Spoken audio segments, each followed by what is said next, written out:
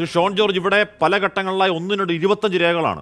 25 രേഖകൾ മാത്യു കുഴൽനാടൻ എന്ന് പറഞ്ഞാൽ മിനിറ്റ്സ്, ഇതുമായി ബന്ധപ്പെട്ട മുഖ്യമന്ത്രിയുടെ ബന്ധം തെളിയിക്കാൻ എന്ന് പറയുന്ന എന്തോ വലിയ ആനക്കാര്യമാണ് എന്നൊക്കെ കേരളത്തോട് അവതരിപ്പിച്ച് 25 രേഖകൾ കോടതിയിൽ ഹാജരാക്കിയിട്ട് ഏതിലെങ്കിലും ഒരു തെളിവിൻ്റെ കണിക കണ്ടെത്താൻ കോടതി കഴിഞ്ഞിട്ട്, അതുകൊണ്ട് മുഖ്യമന്ത്രിയുടെ മകൾ മാസപ്പടി വാങ്ങി അതിൻ്റെ അന്വേഷണം SFI അത് അങ്ങനെ പോകുന്നതല്ലാതെ ഇതിൽ സർക്കാർ സംവിധാനമായി ഡയറക്റ്റ് കണക്ട് ചെയ്യാൻ കഴിയുന്ന ആരോപണം ഇനി ഉന്നയിക്കരുത്, ഷോൺ അടക്കം.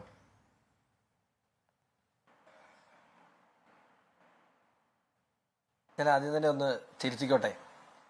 ഇവിടെ എന്താണ് ഈ ഇഷ്യൂമായി സംഭവിച്ചത്? ഇൻട്രീം സെറ്റിൽമെൻറ്റിൻ്റെ ബോർഡിൻ്റെ വിധി വന്നതിന് ശേഷം ഇത് ഒരു മാധ്യമങ്ങളിലൂടെയാണ് പുറത്തു വന്നത്.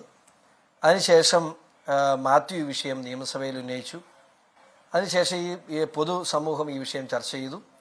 ഞാൻ കോർപ്പറേറ്റ് ഓഫീസ് മന്ത്രാലയത്തിന് ഞാൻ പരാതി നൽകി. അതിനുശേഷം ഞാൻ ഹൈക്കോടതിയിൽ പോയി. ഇവിടെ നമ്മൾ ഫസ്റ്റ് പ്രൂവ് ചെയ്യേണ്ട ഒരു വിഷയം, ഈ ചർച്ചയുടെ ഒരു സാരാംശം വളരെ ലളിതമായി പറയാം. നമ്മളിവിടെ ഫസ്റ്റ് പ്രൂവ് ചെയ്യേണ്ട ഒരു കാര്യം ഒരു കോർപ്പറേറ്റ് ഫ്രോഡാണ്. ആ കോർപ്പറേറ്റ് ഫ്രോഡ് അവിടെ ഉണ്ടായിട്ടുണ്ടോ? ആ കോർപ്പറേറ്റ് ഫ്രോഡ് അവിടെ ഉണ്ടായിട്ടുണ്ടെങ്കിൽ അതിന് അന്വേഷിക്കേണ്ട, ഇവിടെ ഇന്ത്യ മഹാരാജ്യത്ത് കോർപ്പറേറ്റ് ഫ്രോഡ് ഉണ്ടായിട്ടുണ്ടെങ്കിൽ ആ കോർപ്പറേറ്റ് ഫ്രോഡ് സംബന്ധിച്ച് അന്വേഷിക്കേണ്ട ഏജൻസി എന്ന് പറയുന്നത് സീരിയസ് ഫ്രോഡ് ഇൻവെസ്റ്റിഗേഷൻ ഓഫീസാണ്. അത് 2013 കമ്പനീസ് ആക്ട് ഭേദഗതി ചെയ്ത് ഇന്ത്യ മഹാരാജ്യത്തുണ്ടായ ഒരു ഏജൻസിയാണ്. ആ ഏജൻസി നിലനിൽക്കുമ്പോൾ ആ ഏജൻസിയുടെ ഒരു അന്വേഷണം നടന്ന് കോർപ്പറേറ്റ് ഫ്രോഡ് ഉണ്ടെന്ന് ബോധ്യപ്പെടുത്തി അതിലേക്ക് വേണ്ട തെളിവുകൾ ആ അന്വേഷണത്തിലൂടെ കണ്ടെത്തിയാൽ കഴിഞ്ഞാൽ മാത്രമേ, അതിന് വേണ്ട തെളിവുകൾ മാത്യു കൊടുത്തിട്ടുണ്ട്, എന്നെ കൊണ്ട് കഴിയുന്നത്ര ഞാൻ കൊടുത്തിട്ടുണ്ട്.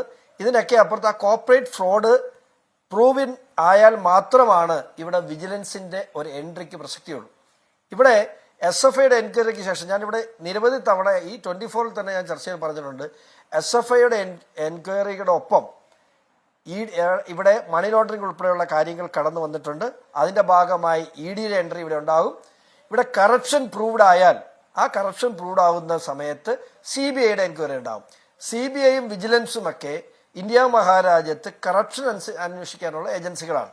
അതുകൊണ്ട് തന്നെ ഈ അന്വേഷണത്തിൻ്റെ ഈ സ്റ്റേജിൽ ഒരു വിജിലൻസ് എൻക്വയറി ആവശ്യപ്പെട്ട അതിൻ്റെ രാഷ്ട്രീയ കാര്യങ്ങളൊക്കെ പറയാൻ, ഇപ്പം ഞാനിവിടെ ഒരു പരാതിക്കാരൻ എന്ന നിലയിലാണ് നിങ്ങൾ എന്നെ സമീപിച്ചതും ഞാനിവിടെ സംസാരിക്കുന്നത്. അതുകൊണ്ട് തന്നെ ഇന്ന് വിജിലൻസ് കോടതി മാത്യുവിനോട് ചോദിച്ചൊരു ചോദ്യമുണ്ട്, നിങ്ങൾ എന്തിനാ ഒരാളെ പോയിന്റ് ചെയ്യുന്നു?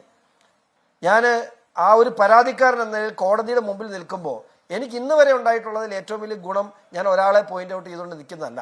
മാത്യുവിനെ സംബന്ധിച്ച് മാത്യുവിന് പറയാൻ കഴിയുമോ, എൻ്റെ നേതാക്കളായ ഉമ്മൻചാണ്ടി, എൻ്റെ നേതാവായ രമേശ് ചെന്നിത്തല, എൻ്റെ ഘടകകക്ഷികളായ ഇബ്രാഹിം കുഞ്ഞാലിക്കുട്ടി ഇവർക്കൊക്കെ എതിരെ അന്വേഷണം ആവശ്യപ്പെട്ടുകൊണ്ട് മാത്യുവിന് വിജിലൻസ് എൻക്വയറിക്ക് പോകാം, വിജിലൻസ് ഇതിൽ കോടതിയിലേക്ക് പരാതി കൊടുക്കാൻ കഴിയും? സ്വാഭാവികമായിട്ടും മാത്യുവിനകത്ത് രാഷ്ട്രീയമുണ്ട്. ആ രാഷ്ട്രീയത്തിൽ ഞാൻ മാത്യുവിനെ കുറ്റം പറയില്ല. കാരണം അതിന് അദ്ദേഹം KPCCയുടെ ഭാരവാഹിയാണ്, കോൺഗ്രസ് പ്രവർത്തകനാണ്, MLA ആണ്.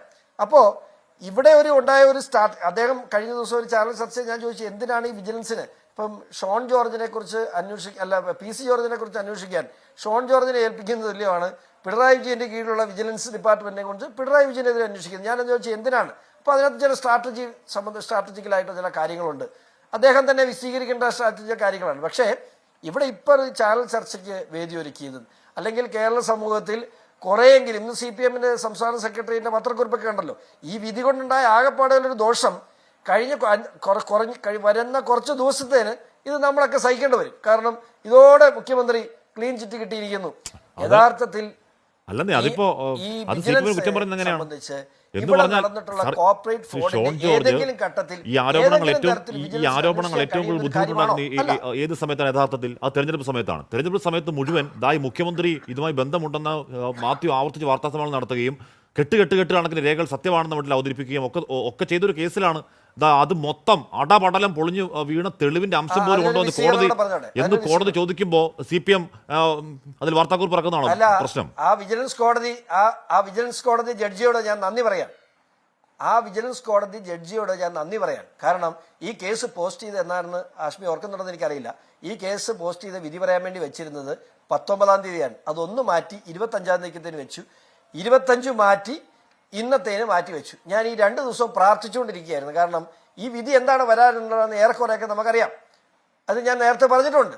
അങ്ങനെ ഒരു വിധി വന്നാൽ അതിനെ വലിയ രീതിയിൽ മുഖ്യമന്ത്രിക്കും മകൾക്കും ക്ലീൻ ചിറ്റ് കൊടുത്തുകൊണ്ട് ഇവിടുത്തെ CPM അതിനെ വ്യാഖ്യാനിക്കും, ചർച്ച ചെയ്യും. ഒരു സംശയവുമില്ല. അല്ല, കേരള വ്യാഖ്യാനിക്കലാണോ? സംസ്ഥാനത്തെ ലോക്സഭാ തെരഞ്ഞെടുപ്പ് അത് വ്യാഖ്യാനിക്കലാണോ? ഇതൊക്കെ ഒരു ഇപ്പൊ എത്രയായാലും എത്ര താഴത്തെ കോടതിയാണെങ്കിലും കോടതി വിധിക്ക് അതിന്റെ സാങ്കേതിക ബോധ്യമുള്ള ഒരാളാണ് ഞാൻ. ഇല്ലെന്നേ, ഒരു കോടതി പറയുകയാണ് നിങ്ങൾ ഈ പറയുന്ന തെളിവൊന്നും മുഖ്യമന്ത്രിക്ക് ഇനി ഈ പറഞ്ഞ കാര്യങ്ങൾ മൊത്തം മുഖവിലേക്ക് എടുത്താലും മുഖ്യമന്ത്രിക്ക് ബന്ധമുണ്ടെന്ന് അല്ലെങ്കിൽ ഈ പറയുന്ന രീതിയിൽ അഴിമതി നിരോധന നിയമപ്രകാരം അന്വേഷിക്കാൻ പാങ്ങുള്ള ഒന്നും അതിലില്ല എന്ന് പറയാം.